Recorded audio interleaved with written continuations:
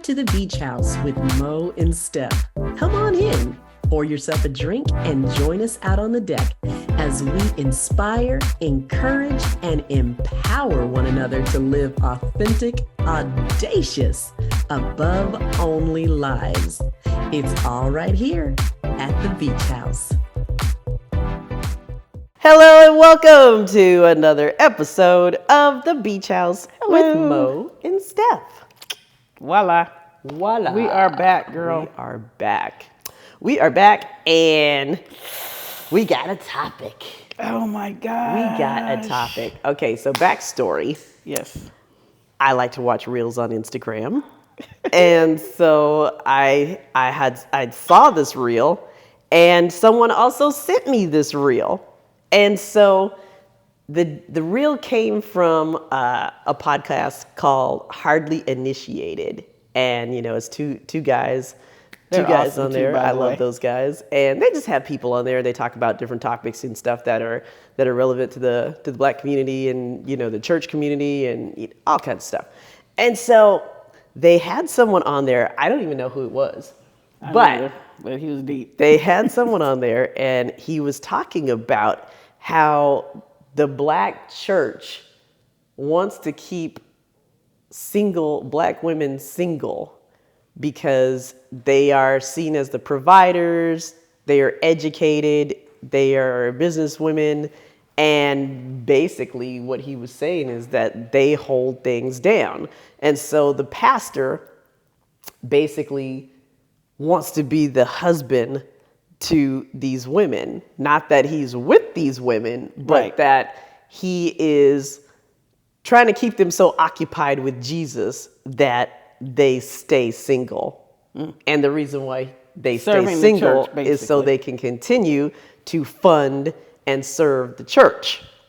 So, needless to say, when I saw this, all these ideas and thoughts started to swirl around my head about the church, about Black women, Black men, the stereotypes, the things, all these things. Yeah. man, Yeah. that It was a just- flood of then I started emotions. going to the family, then I started going to community, I started going to media and how people are portrayed, and It's a lot. It's a lot. it's a lot. That was deep. It's a lot. And of course, you know, I tell Monique because, you know, basically we've been having these discussions for decades now. And so, we just decided to add you guys to it. Yeah. But yeah, we've been having these discussions for decades. And Yeah. so I said, Monique, I saw this reel and this is what this guy was talking about. And it just like went from there. So Yeah. We were on the phone for a while on that one. yeah. Yeah, that was a good one and like she said, this is just a discussion. Okay. Discussion. You know, It's and not we right. can only It's not we can right, only it's not come wrong. from our side. Yeah. Our perspective. Basically. So don't freak out. Don't write me no hate letters because Don't even think about it. I ain't gonna see them anyway, literally. But oh my God. Yeah. Okay. Yeah. Start it out. Yeah. Ooh-wee. So, gosh, where do we even start with this one? Okay. So his thought was that the Black women in the church are being kept single purposely by the pastors because the Black women are funding, supporting, and pretty much running the church. And there's the one point that he hit on the little reel or whatever that he said is that educated Black women, because Black women are pretty much overeducated. We're the most overeducated Group of people. On the earth, really. I mean, dang, because we have to be. Yeah. You know, we have to be, because whenever you go out for jobs and things like that, to get a job, you have to be just overly educated because you'll get turned down. Yeah. And once you get turned down, your automatic thought is, okay, I need to go back to school. I need to learn a little more. And so you just keep doing that. I need to learn a little more. I need to learn some more. And so then I can't even tell you how many women that I know that have multiple degrees, multiple master's degrees, doctorate degrees. And yeah, that was it's just like a normal thing. It's programmed now. Yeah. You got to go get it. You got to get educated. Yeah, you got to get you got turned down because you don't, you don't have enough education in this area, you don't have enough knowledge in this area, so you're going to go and grab more and more and more, which, wow, that's interesting. Because it keeps you in a system of debt. It does. As far as bank-wise. Interesting. Absolutely. But that's a whole nother you story. do bring right in more money, right? And then you have the lot of separation because it's single, right? So you have no male there. So you're bringing in all this money, and then plus it seems like on top of the tithe, you're giving offerings, more money or whatever, but you're also giving the time. Yeah. So your time is spent 24/7 at church. Yeah.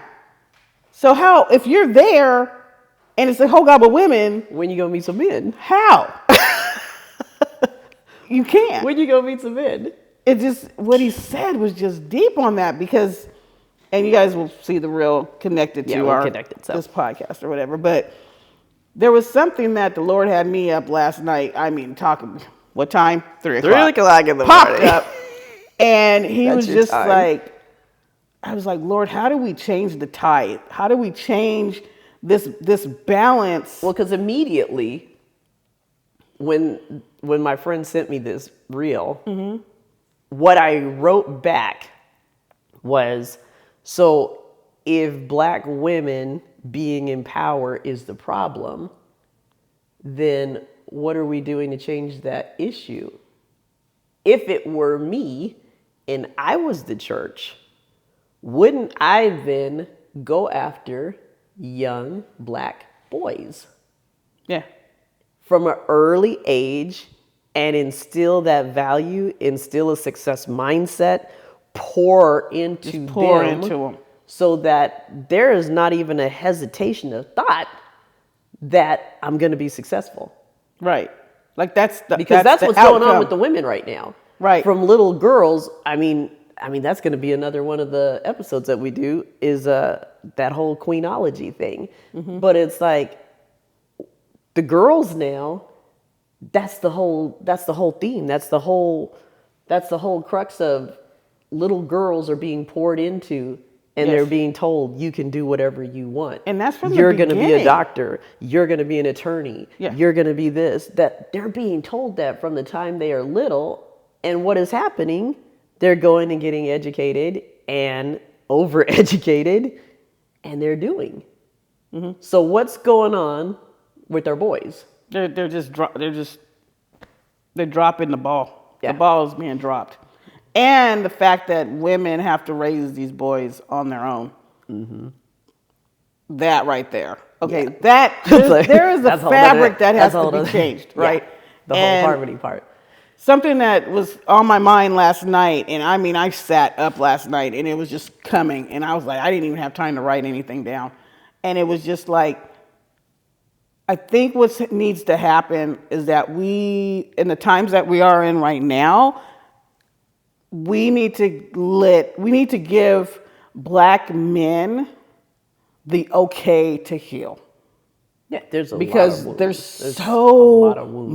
trauma. There's just so much trauma there. There's so much PTSD, whatever. You're born in a trauma, and it's just there has to.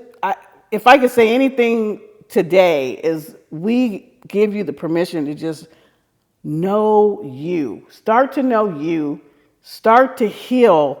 Because you're carrying so much baggage that's not yours. Yeah. If you really sit back and you think about, okay, who am I and where do I begin? Like, who am I really? And then you start stripping away all of the crap. That's other people's stuff. I'm a child of God. I'm a child of God. What do I do with that? That's the essence. That's the essence. And how does God see you? How does God see you as a man? How does God see? Purpose? Right. What was his purpose? What was his design? You have to go back to the beginning.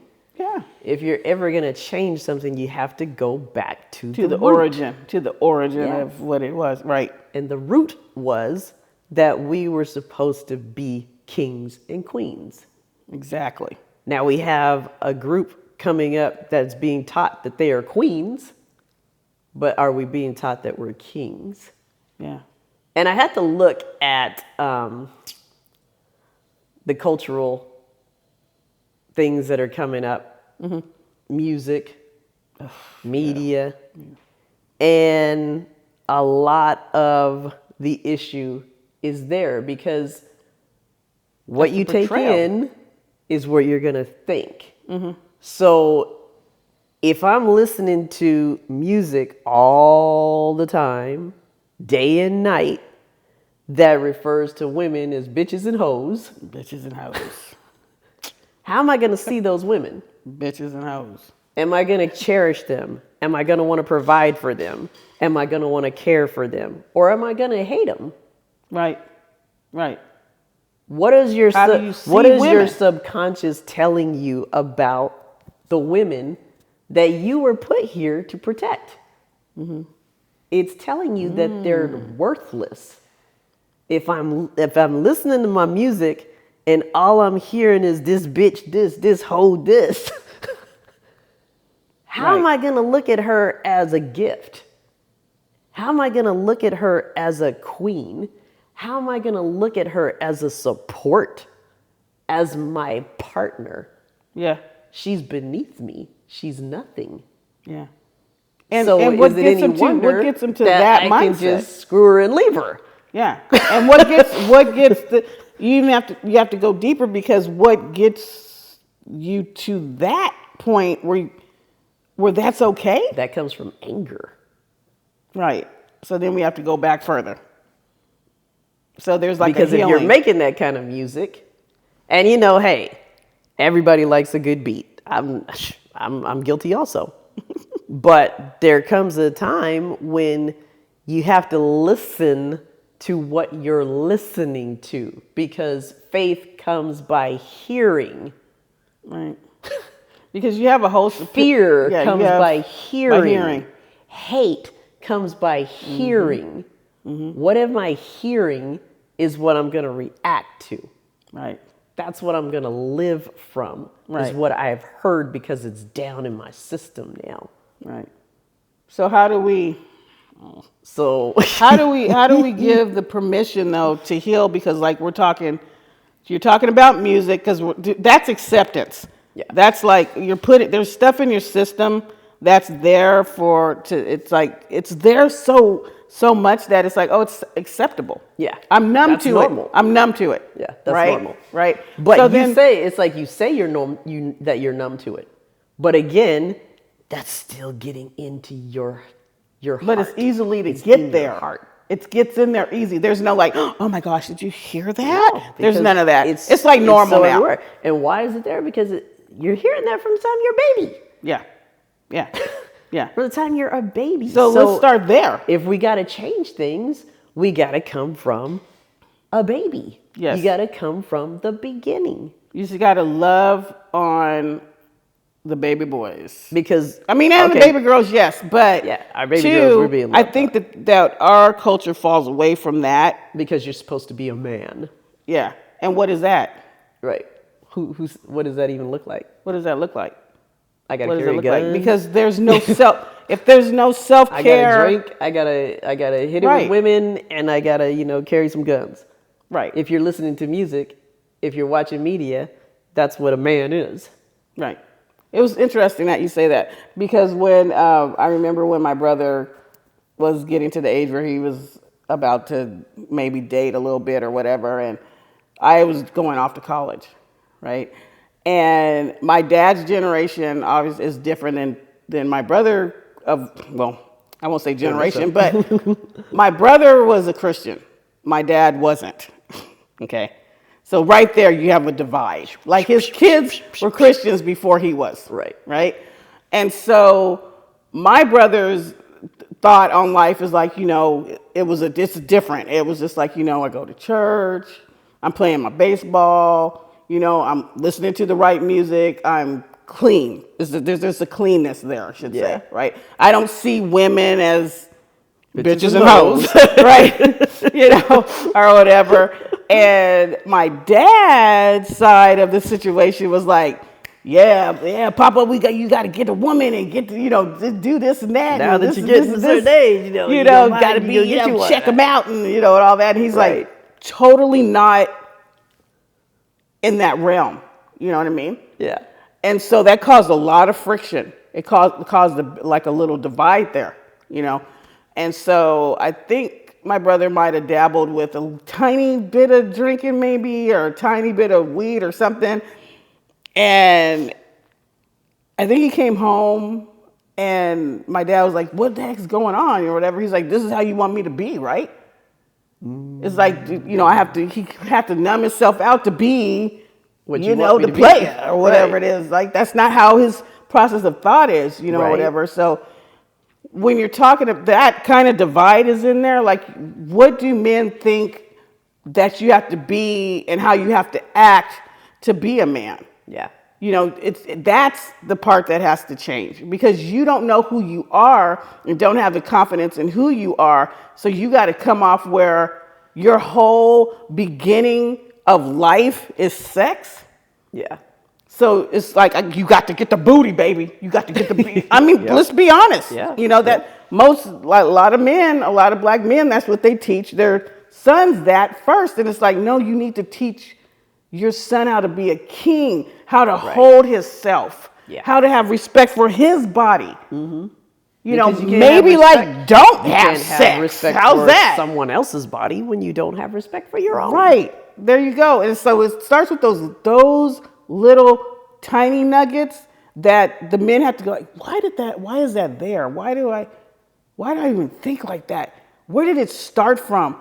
Oh yeah, I remember. And Grandpa told me this, or somebody told me this. Healthy men to train healthy men. Yes, and that's vital. It is, and it's just a pattern. So of stuff they're picking up that's not there. So as single women raising sons, where does that leave you? Because the bitches and hoe part kind of cancel out the good stuff that you're teaching. Women cannot. It's like there's a lot of things that women can do, but we cannot teach men how to be men. Yeah, we can't. You can do your best to try. Yeah, but you cannot teach a man how to be a man. You need a man to teach a man how to be a man. Right. So there's some stepping up to the plate. So as single women in the church. Where does that leave all those little boys? We need to have men stepping up in the church for those little boys who don't have a father around. Right. And, man, it's like my kids grew up with a father. Mm-hmm. And there are so many things that he instilled in them. I didn't grow up with a father, but my kids grew up with a father. And he instilled so many things in them, but he passed away just as my boys were becoming men. They were in their early 20s, and they were becoming men. My oldest son had just gotten married, and my youngest son was just coming into being 20. Mm-hmm. So he had laid the foundation there for them, but they were in a whole nother arena of now being men where they needed their dad. Yeah. And so I was really thankful that my son found mentors. He found, because, he took over for his dad in running our business.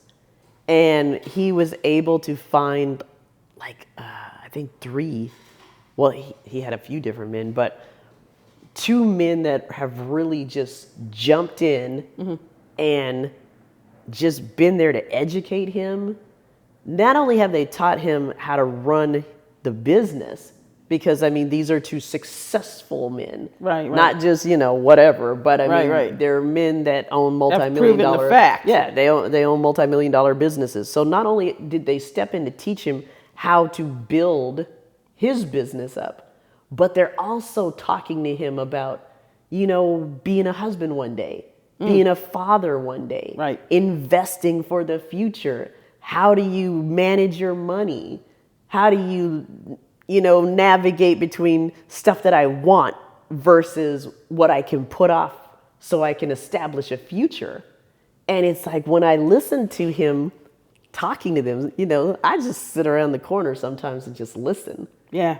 And I'm just like there with the biggest smile on my face because I'm like, thank you, Lord, for allowing these men to step in and mentor my son into manhood. It's so essential to have somebody there who can be an example for you. Right. Wouldn't it be awesome to like I'm a great mom. Have a school for this? I'm a great mom, I'll tell you that. Yes, you are. But I can't teach my sons can't. how to be fathers and husbands. I can tell them what their dad did. I can tell them what I'm looking for. There's no example. Yeah. I can tell them, hey, this is what I'm looking for as a woman. This is what the Lord says that a man should be. But I'm not a man. I can't teach them how to be a man. Right. But I tell you that training started from the time they were born. Yes. Yes. And my sons have never gotten into all kinds. I don't have to worry about where they're at.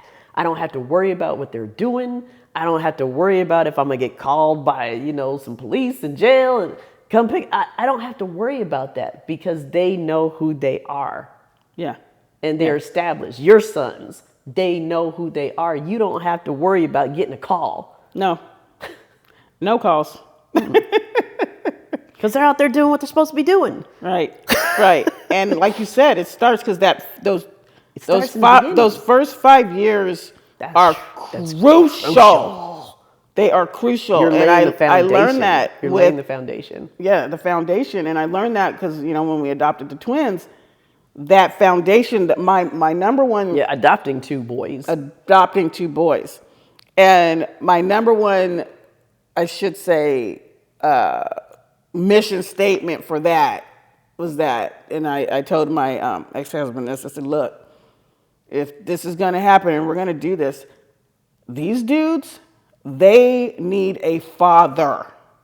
So seriously think about that because I'm going to be there. I'm a stay-at-home mom, right? I'm going to be there regardless. But I can't, like you said, I can't teach the man part. Mm-mm. That is, when they come, that was a trip too, because like when they met me, they were like, ah. When they met Brian, they were like, oh, they were just like in love with him. Because they didn't have a father. Because, they just wanted a dad, dude. Yeah. Because in the system, the way their system was in New York, the way their system is designed is when you hit a certain age, then you move on to a different foster home. Mm. And then, 7 minutes. Okay. Oh. Go ahead. I messed that up. And so then as you keep going up in age, then the dynamics change, right? Yeah. But all of those people were women. Yeah. Because that's who's working. Because that's who's working. They got the degree in social work. Yes. This is where they're at. The teachers at the school are mostly women. Yes. The social workers are mostly women. Yes. Everywhere you go, there are women. There were women. And so that's why I was like, look, that's all they've been around. They need the dad thing. Yeah. They need the dad. That was huge. So, that was huge. To just put a pin in this thing and wrap it. In order for this dynamic, for this, because you look at the black culture, and music is one of the foundations of black culture.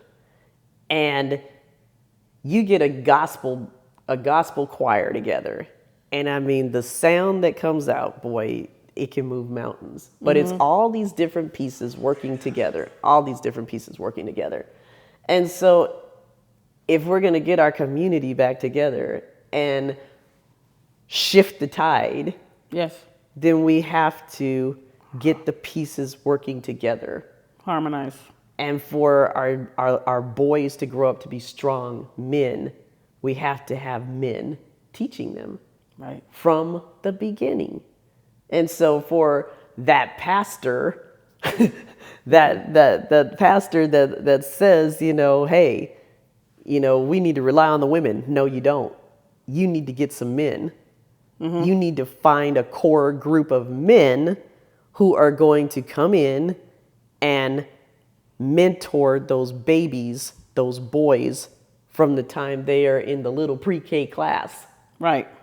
And follow them all the way up. Right. Follow them through elementary school. Follow them through junior high. Follow them through high school. Follow them through college. We have to have that core group. And it doesn't even matter if it's a lot, because all you need is a mustard seed, right? Right. So if you get a core group of 5 men who are committed to being there for the collective group, right, then more men are going to come out of that group. Right. And more men are going to come out of that group. And make sure you vet the men. Yeah. No, you got to be solid. You got to be solid. You got to be proven. Like, I'm serious. Like, look at their finances. Look at their home. Look at their home. Look at their wives. Look at their kids. Right. No fake jaking. Because what did it's too much damage is already done. You will know a tree by its fruit. Yeah, the fruit. So examine the fruit. That's major. When you find somebody that's got some good fruit, man, ask that man, hey, can you come in here and work with this program that we have? Yeah. Ask that man. It could be just taking them to some games and stuff like that. Just being around. Yeah. Give them a focus. Start giving the kids a focus, a mission, something that's bigger than them. Yeah. That you two together can set goals for these kids. Like, teach them how to goal set. Teach them how to save money. Yes. Because, they aren't touching tangible money anymore. No. So teach them the saving and investing. That's huge. Investing and, but the main thing, we can't be missing the boat anymore. No. The main thing is instilling that value. The value of who you are, who you were called to be. You are. And you're called to be a king. Yeah. And it's like when our little boys know that they are kings, you're not going to have to rely on the queens. That's not. Yeah. You're not going to have to rely on the queens anymore. That being said, we can stop having to operate in the masculine. Yeah. Because that is normal in our culture. Yeah, because that's what we have to do. We have to. So, man, to operate in the feminine and just trust. That'd be so peaceful. Oh my God, I can't even. That's so That'd sexy. Be so peaceful. You don't know how sexy that is, right there. That right there. That's awesome. A man that takes control of his household. That's some sexy Girl, stuff right there. And you don't have to think about it. You can trust that he's got it. And you can trust that he loves the Lord. Yeah. And he goes to the Lord about the Lord everything. And he loves you. It's not just you. It's just not off balance like this all the time. Yep. Oh my gosh. Bring me one. Bring it. Well, clearly, clearly we could go on about this forever. Yeah, this might be a part 2. Yeah. We'll have to. Yeah. We're going to talk more about this. Yeah, we're definitely going to talk more about this. But, hey, it's a start. It starts with the conversations. It does. It starts with the conversations, because if people aren't talking about it, then it just doesn't exist. Yeah. It doesn't exist. Yeah. But we love our men, and we want you guys. We want you strong. We want you healthy. We want you healed. You have permission to heal. You have permission to cry. You have permission to go back in the past. I don't care if you have to do, what is it, where you look at your generational tree thing to find out. I'm serious. Whatever. Because you're like, was it Uncle Buck who brought this in? Yeah. And then we're still carrying on his legacy of mess. But it's like with that, it's like, yeah, there are women, good women out here too, that want to love and support their husband. Yes. Support their man. So there's good men out there and there's good women out there. Yes. And so it's time for us to come together. It's time for us to come together. To harmonize. To harmonize. Coordinate. The power of harmony. So coordinate. Thanks for joining us on this episode. Again, thank you. Like, share, and come back and see us next time at the Beach House.